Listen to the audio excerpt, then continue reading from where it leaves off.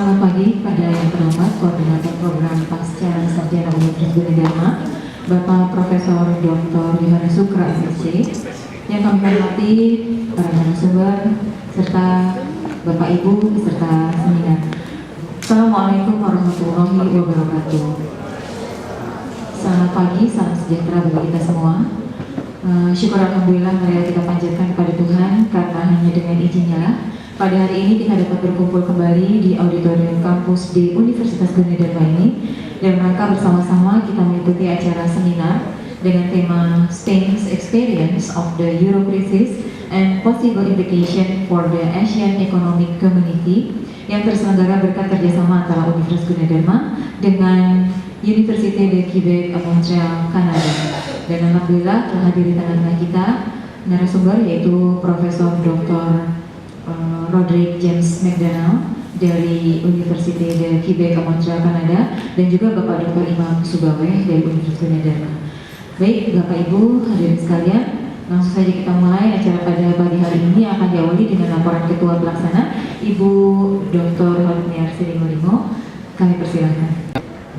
On the one hand, very happy to be here in Depok and Gunadarma University, but I'm very ashamed because this is the second conference I've given, I think, in this room, and the third or fourth I've given with Gunadarma University, and I still have to start off saying that saya tidak bisa bicara bahasa Indonesia, and I hope at this point I would be able to give a conference in very bad bahasa. That's not the case. So, Spain is a country in Europe, and Europe in the 20th century underwent 2 world wars, and as a consequence, after the Second War, they called it World War because Europe, the West, is the center of the world, but actually much of Asia was also implicated, and there were many soldiers from Africa and Oceania. And as a result of that conflict, people felt it would be good to try to bring a greater cohesiveness and union to Europe, and so there was a project of some sort of European Union, partly for economic reasons, but the predominant motive was political, to avoid future conflict. In this sense, the European community was a far different project from the Asian economic community, which I believe has a predominantly economic objective. In any case, in Europe, after over the years, they developed more cohesiveness, a greater union between the countries, and a few decided to enter into an agreement where they would share in a single currency called the euro. So the euro crisis is not about economics, although economics is involved. It's not about politics, obviously. It's about the currency crisis. But the crisis in the currency is caused by financial problems in individual countries, and these financial problems were caused by economic problems. The economic problems in the various countries were different economic problems. So all of that is confusing, and all of it is in English.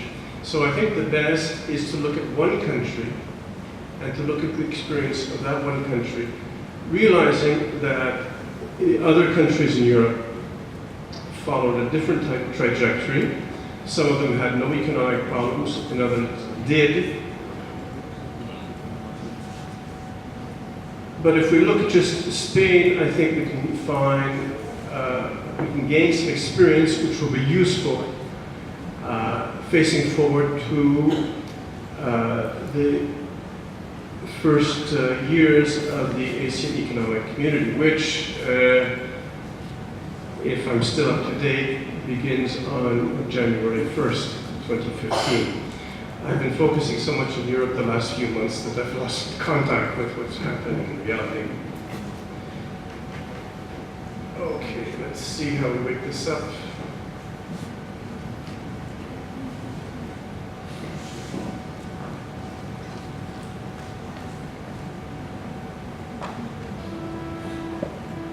Spain is part of Europe, right? And it's not the wealthiest country in Europe, but it is a country that has grown in wealth quite a bit over the last 1975, the last 40 years. And so, although it's not as wealthy, let's say, as Germany or France, or the United Kingdom, which is not does not share in the euro currency, even though it's in Europe and part of the European community. So Spain is a middle-of-the-road country, but it's a large country. It's one of the four largest economies in Europe: Germany, France, Spain, and Italy. Now, the common viewpoint, I don't think this is common in Indonesia, but something which you can run into in Canada or in the United States, possibly also in England, is to look upon Spain and think of this acronym, the PIGS, P-I-I-G-S, which is the name of 4 countries which are supposed to have an underperforming economy. These PIGS is from the word in English for pig. I'm not sure what it is in Bahasa, the animal. Anyway, it's derogatory, but it stands for the countries Portugal, Italy, Ireland, Greece, and Spain. Okay? And so people can have a caricature view of it, that all these countries, people are lazy, they don't work, they're all Catholic countries, and all sorts of prejudices. And the idea is that people may have is the government spends a lot of money on welfare, so they tax heavily and then they give the money to everyone, and basically the country builds up a heavy debt. Right? So that what happens is the fiscal policy, this here, the fiscal policy of the country, the fact that they spend money on welfare, creates a debt for the country. But because Spain is part of the euro, at least for the first 10 years, the interest rates that Spain had to pay on its debt were very low. As a consequence, Spain and the other PIGS would increase their debt because they were able to support the interest payments. And then at a certain point, the creditors, people buying the bonds, realize that, hey, maybe it's the euro, but the economy is not that solid, and so they start demanding higher interest rates. And because they demand higher interest rates, the debt burden of Spain, or at least the payment of interest, becomes onerous, and the country enters into crisis. This is false, right? Well, I'm starting off probably bad pedagogy for those of you who have a teaching career ahead of you. But this is not what happened. We take a look at the debt of Spain and compare it with the debt of Germany, for example. Now, the two economies have a different size, so in order to make the two debts comparable, what we do is we look at debt divided by GDP. In other words, what portion of the GDP, it's not really what portion, but compare the size of the debt to GDP. And the rule of thumb is if you're over 90%, you're in hot water, right? And what we see when we look at the facts is that, in fact, Spain was much stronger than Germany. The debt to GDP was much lower than that of Germany up until 2007. Right? The crisis hit. Well, the euro crisis is usually dated around 2009, 2010. But we're going to see that the genesis of it in Spain began much earlier, and that has less to do with outside economic considerations than people may think. So the first thing to realize is that Spain was not irresponsible in its fiscal policy.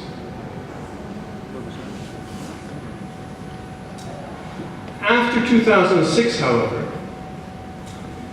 Spain had to spend a lot of money in order to bail out a certain category of banks that had got into trouble.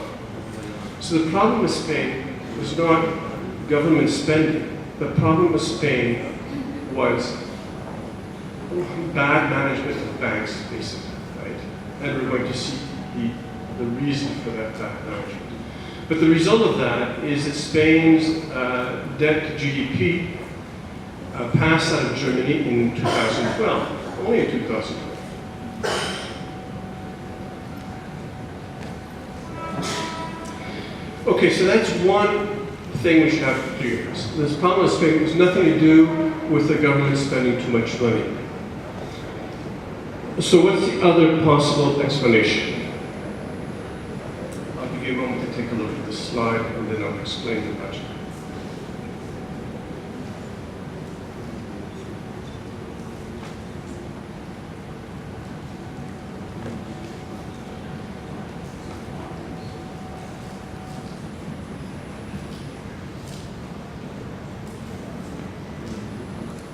So the idea is,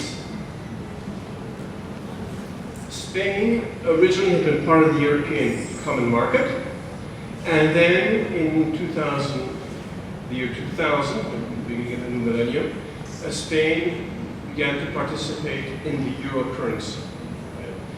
The actual money came into circulation a year later. But once you share a currency with other countries, then you have to ask the question, who controls that currency? Before, when Spain had its own peseta, the Central Bank of Spain controlled the currency of Spain. But now with the euro is controlled by the Central Bank of Europe. Now, one of the ways you control is by the interest rate. And this has an impact on the function of the economy, because if you can borrow money more cheaply, then all sorts of business projects become profitable. Whereas if the interest rates are higher, and then you borrow money to run a business, you can't make a profit. So lower interest rates speeds up the economy.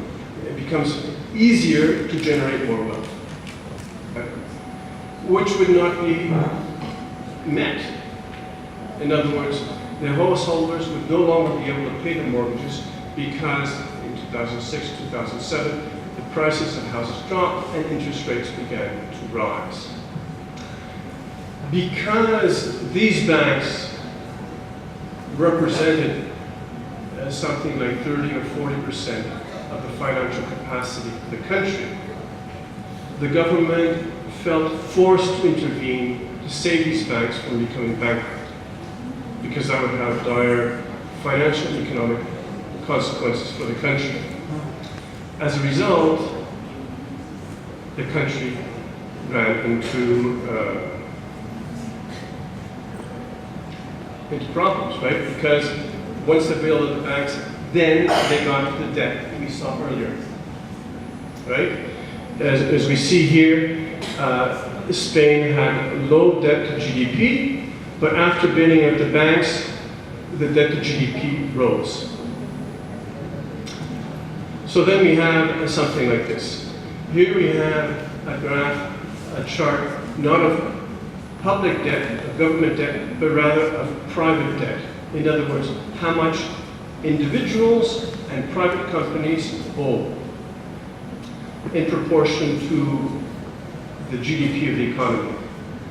And what we see is Spain is the yellow line. In Spain, after, well, I don't have the date there, but it's after 2006, goes far above like 15 to 20% above the other countries in the comparison. So what we have then is private debt, but because it's private debt of banks, the government is forced to intervene, and thus Spain runs into the problem of crisis. That's an attractive narrative. But suppose we change the countries we look at. Here we're looking at Spain compared to Germany, Greece, France, and Italy. But look at these other countries. Right? Spain is just one among others.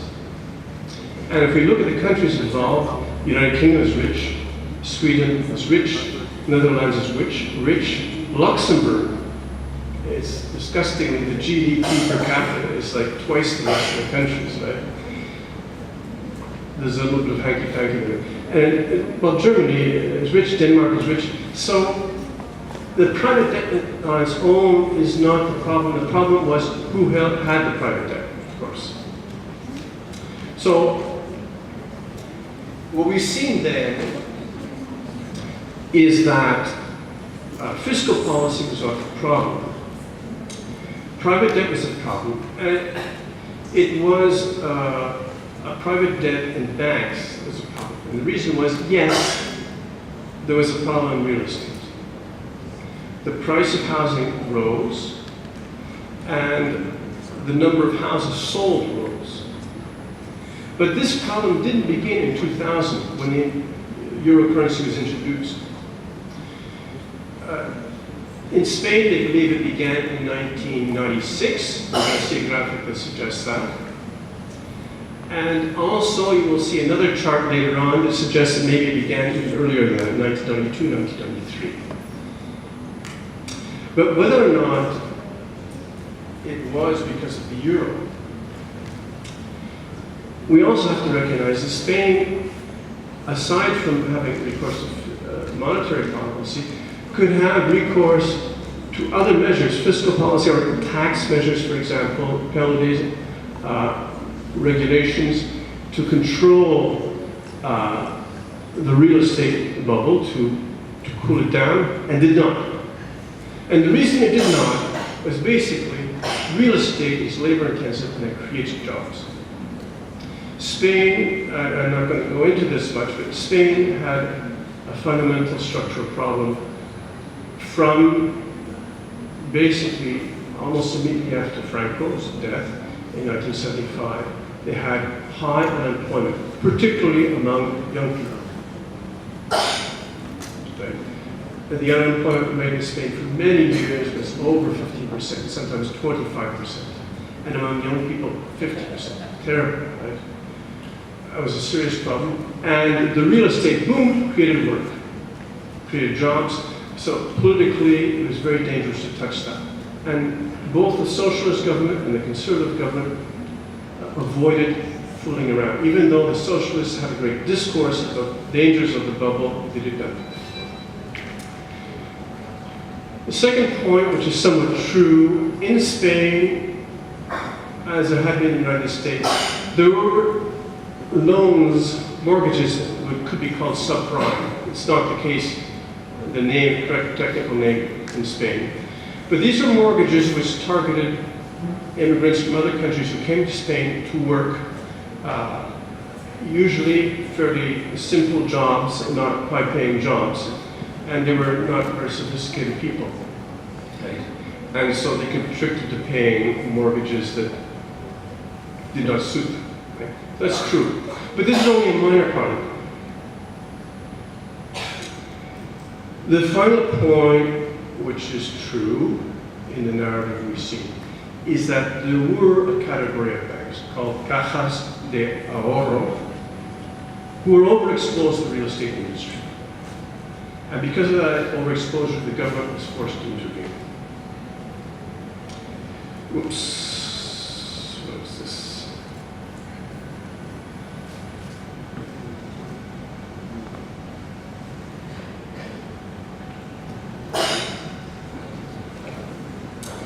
So now, as I mentioned here in the first lines here, the real estate bubble did not begin in 2000. And here we have a graphic, a very complicated one. These always give me a headache, right? But basically, if you look here where the whole hand is, the red line here, this is basically, the red is tracing prices and the number of houses built in only one city in Spain, in Madrid, right? And there's new houses built in Spain. So on a vertical axis, you have the price of real estate per square meter. So the higher you go, the more expensive real estate is. And the horizontal axis is the number of houses being built. And so as you move along this diagonal from 0 to the high, you're getting higher prices and more houses being built, which is typical of a bubble, right? More and more transactions and higher prices. And this is what we get from 1996 to 2002 and beyond. Right? This is an old graphic. So that is why in Spain they tend to date the bubble from 1996. In fact, I would date it earlier because what had happened is in Spain, 1992 was the 500th anniversary of the discovery of America by Columbus, who left from Portugal, but was financed by the Spanish monarchs. So Spain organized huge things. They had Olympics in Barcelona, they had a World's Fair in Seville, and to prepare those two events, huge public works. So the construction industry grew fantastically in the years previous to 1992 in order to undertake these projects. And after 1992, they looked for work, so they started building houses. As a simplification, but that, to me, is the seed of the real estate boom in Spain.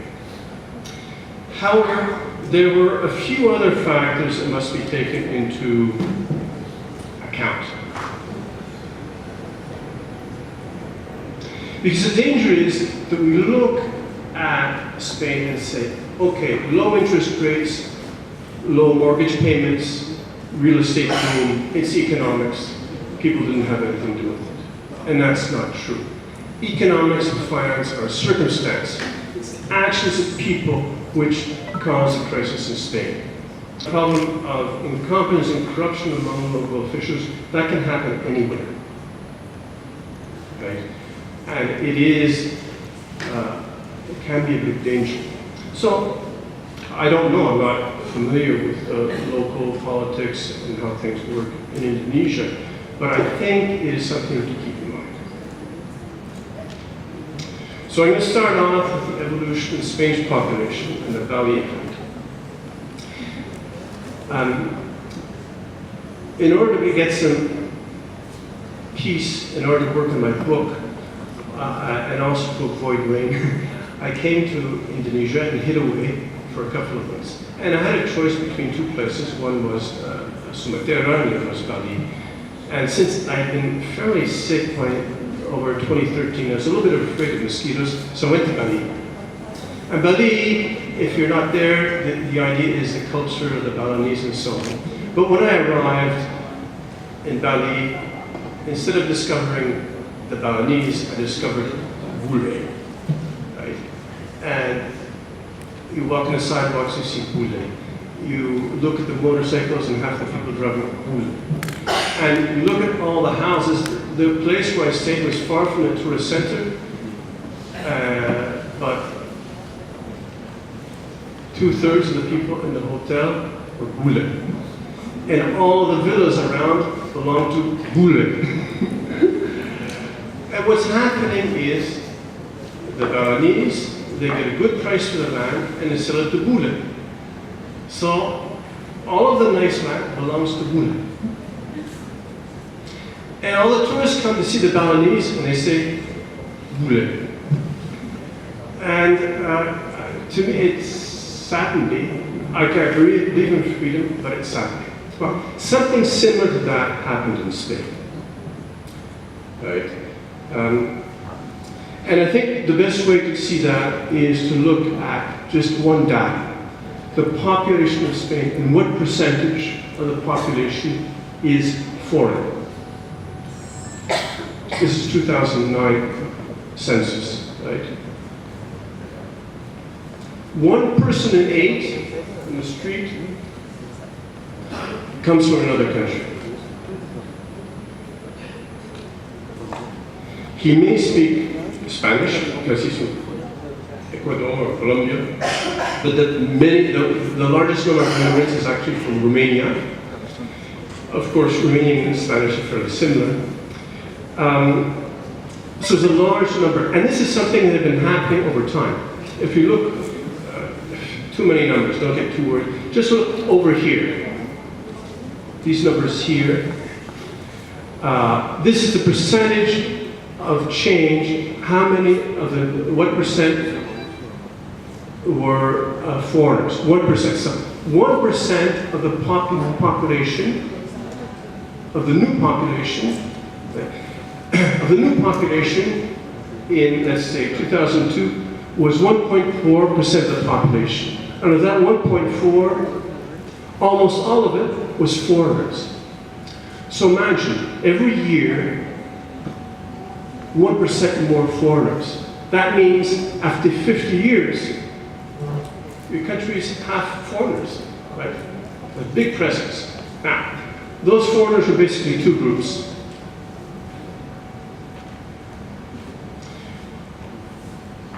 One group was people that were not very well off, who came to Spain to look for work, right? Because there was a boom in real estate, among other things, the vicious circle.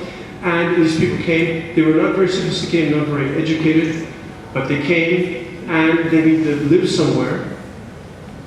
And as they became stable in their work, they looked to buy a home. And they were targeted for dishonest mortgage schemes. The other group of people were more sophisticated and wealthier, and they were varied. There were expats, foreign people going to high-paying jobs in Spain, and others who were just basically going to, they were rich and wealthy and had a second residence, like Sean Connery and like all sorts of actors, and aristocrats, and simply wealthy people, and then retirees. Going to Spain because it rains a lot less than in England, right? And also criminals. So those people, their impact was the value effect. They came and they raised the price of real estate and they bought the best land. So, as a consequence, the value effect did contribute to the bubble. The second point, and I'm going to accelerate my explanation out here, so I ask you not to read, I'm just going to explain. We don't know how much money is laundered in the world. It's criminal, and criminals don't, they don't have accounting, it's published, right? But there's an Australian who did modeling of money laundering, and he estimates that Spain represents about 1.2% of the global money laundered, not as a source, but as a destination of money. And that comes out in 1997, so 17 years ago, comes out to about 35 billion euros. Right? That's a guess. We don't know how much it is. A lot of money, right? Money that has to be spent somehow. Now, how big is the real estate market in Spain? Now, in other countries we know, in Spain we don't know.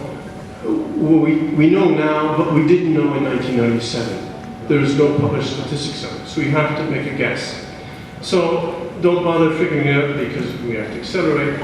I made a guess based on the data that's available that the market for new houses in Spain in 1997 was around 7 billion euros. So what does that mean? It means that if 10% of the money laundered was spent on real estate, that would be half of the market. And we know that real estate is a major destination for laundered money. So we don't have any really idea. I doubt that it can be half, right? But the point is that the laundered money must have had a big impact on the real estate market and contributed to the bubble. Now that proportion would decrease over time because the market took off and money laundering did not take off too much. The local officials were bringing in money for themselves and for the municipality, right? And the thing was growing. And those who are working most closely with them were the developers. And so what happens, the bubble grows greater and greater, and then when you realize it's not going to work, different people are committed in different ways. And the developers are committed to something that was supposed to happen 5 to 10 years later. So it was much more serious in their case. I'm going to stop because I have a colleague who has more important things to say. But I want to underline the main, what I think are lessons for Indonesia, who will be part of the Asian Economic Community when it's born, and which this community will certainly evolve over time. Maybe one day there'll be a common currency. Southeast Asia is very different from Europe. There's much more variety, much more difference of culture than in Europe, much bigger, much more dynamic. But perhaps there's something. So the first is, statistics, economic statistics are important, but they don't cause anything. They're symptoms. They're circumstances. Humans are free. Of course, according to circumstances, it becomes more rational, more reasonable to act in a certain way. So as a consequence, another point is, if something happens in the economy of Indonesia over the next few years, do not have the reflex of blaming the Asian economic community. It could be because of that, but it most likely has to do with things happening within Indonesia, actions of Indonesians. The third point, feudalism, I perhaps should not use that term, is basically a power structure, an authority structure based on doing favors for people beneath you, like responsibilities and obligations to people beneath you and above you, right? And in a democracy, the idea is you are elected by choice, and people choose you because they think your program is better. But what happens in many, many countries is that people choose you because you do a favor. They do a favor for you. They get you a job, right? They pave the road in front of your house, right? And that basically evolves into feudalism, and it's a danger for the economy because the economy no longer is rational. The only remedy for this is effectively sanction, regulation, and law. Well, it's not a remedy, but can minimize the danger. That's not easy. Fourth point, crime. Now, I live in a country where it's almost impossible to be killed by a criminal. There are murderers, but the people who murder are also criminals, except by accident, right? It's a very safe country. But that doesn't mean that crime is not important. It is important. It affects us. So maybe you don't take drugs. Maybe you don't go near a prostitute. Maybe you don't go to illegal gambling. Maybe you don't have any physical danger from criminals. But criminals do affect your life. Why?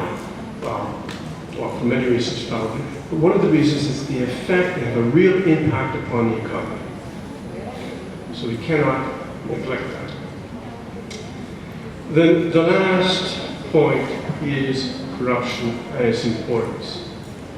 Particularly low-level corruption. By low level, I don't mean unimportant, I mean local, right? In other words, municipalities, the town, the city you live in, there's power there, and it easily becomes entrenched and easily works by favors. Which means that the media, and also because the media, the television and newspapers tend to be at a national level or a higher level, and they don't get as involved in local politics. And so they're less visible. So these can do great harm. And that's that. As I say, I've not yet studied the Asian Economic Community, which is projected to start, but I'm eager to see it because this is a part of the world that I find very dynamic, very interesting, very varied, many wonderful people to meet. And I think the only common point I've seen, one exception, is that everywhere people smile. In Singapore, people smile after they look at your car. Right? Thank you very much. Krisis ekonomi ya, yang terutama sebenarnya tadi krisis ekonomi dari Eurozone, yang sebenarnya krisis ekonomi Eurozone ini terjadi tahun 2007 sampai 2009 yang dialami oleh 5 negara, Portugal, Italia, kemudian Spanyol, kemudian Yunani. Nah, kemudian menurut Profesor Rodrik tadi bahwa sebenarnya krisisnya bukan ada pada krisis ekonomi dan krisis politik, melainkan karena currency krisis, ya, krisis mata uang yang sebenarnya itu bersumber pada masalah-masalah ekonomi yang masing-masing negara itu berbeda, ya kan? Meskipun untuk masuk dalam Eurozone itu ada beberapa kriteria ya, diantaranya misalkan hutang, rasio hutang dengan produk domestik bruto itu harus sekian, kalau nggak salah 6%, gitu kan. Tapi mungkin beberapa negara yang masuk dalam masalah ini karena awalnya tidak memberikan data yang representatif, terus kemudian ditambah dengan masalah yang diprediksi tadinya ekonomi akan berkembang ternyata. Nah, beberapa dapat disimpulkan tadi beberapa penyebab masalah ekonomi yang sebenarnya terjadi di Spanyol adalah Bali effect, money laundering, juga corruption and incompetence of local official. Nah, kemudian tadi juga dikatakan terkait dengan pertanyaan insentif yang diberikan oleh pemerintah, seperti diterangkan Pak Imam Subah tadi, pemerintah memberikan insentif pada developer ya untuk mendapatkan subsidi dalam pembangunan rumah sederhana. Nah, tadi waktu saya tanyakan kepada Prof. Rodrik, apakah Indonesia akan mengalami masalah dengan adanya program pemerintah untuk rumah murah dan insentif suku bunga yang rendah untuk tahun-tahun awal pembayaran, kalau nggak salah 8%, padahal suku bunga berapa Pak? Untuk pinjaman di atas 12%. Nah, kemudian populasi Indonesia yang sangat besar, lebih dari 230 juta masyarakat orang. Kemudian juga pertumbuhan ekonomi kita rata-rata 4,7, diharapkan 5,2 di tahun 2014 ini. Nah, Profesor Rodrik menyatakan bahwa mungkin itu akan menjadi masalah dalam 15 sampai 20 tahun ke depan. Dan sebenarnya potensi penduduk Indonesia yang besar itu bisa dimanfaatkan untuk mengatasi tadi, ya, mengantisipasi masalah ekonomi ini yang diakibatkan oleh insentif karena insentif untuk pinjaman rumah kan tetap aja itu merupakan pengeluaran pemerintah ya. Tadi di Spanyol juga kan pengeluaran pemerintah untuk barang-barang publik ya. Itu yang membuat untuk meningkatkan kesejahteraan mereka, tapi itu juga yang membuat pengeluaran sangat besar. Nah, salah satu cara yang bisa dilakukan yaitu memobilisasi penduduk agar mereka menjadi masyarakat yang lebih edukatif, kemudian meningkatkan produktivitas mereka. Diharapkan setiap aktivitas penduduk itu menghasilkan profit dan mereka memproduksi lebih banyak dari yang mereka butuhkan. Nah, kalau gitu kan berarti ekspor nih yang harus ditingkatkan ya, Indonesia. Nah, kemudian juga harus ada kebebasan ekonomi dengan kepastian hukum. Itu yang disarankan oleh Profesor Rodrik. Kebebasan ekonomi dengan kepastian hukum. Nah, kalau kita tahu, kalau ada kepastian hukum mungkin itu bisa mengundang investor ya Pak. Meningkatkan kepercayaan investor asing untuk melakukan investasi di Indonesia. Nah, yang terakhir harus ada akses terhadap kapital. Nah, akses terhadap kapital ya tadi membuka peluang untuk investor asing, kepastian hukum itu mungkin menjadi salah satu faktor. Di luar politik ya tentu saja. Ya, saya rasa banyak hal yang sudah kita pelajari dari seminar kita hari ini, khususnya tentang ekonomi secara umum ya, makroskop. Terima kasih. Thank you for your presentation, Mr. Profesor Rodrik, dan juga kepada Pak Dr. Imam Subaweh, terima kasih atas presentasi yang telah Bapak bawakan. Mudah-mudahan kita semua bisa mendapatkan tambahan pengetahuan dari seminar ini. Terima kasih. Assalamualaikum warahmatullahi wabarakatuh. Thank you for our speaker and moderator. And next program, there are some here from Gunadharma University, so is Professor Roderick McDonough. Please stand in front of the stage. And Mrs. Sri Hermawati, please would you be so kindly to give the souvenir to Professor Roderick McDonough.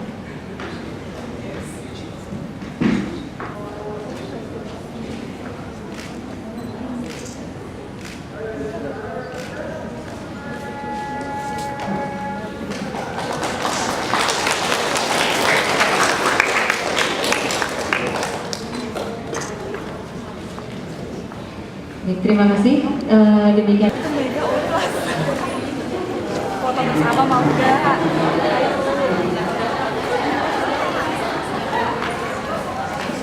Untuk para peserta seminar yang ingin berfoto bersama dengan Prof. McDonough, dengan Prof. Roderick, dipersilakan untuk ke depan, ya, ke tengah untuk foto bersama.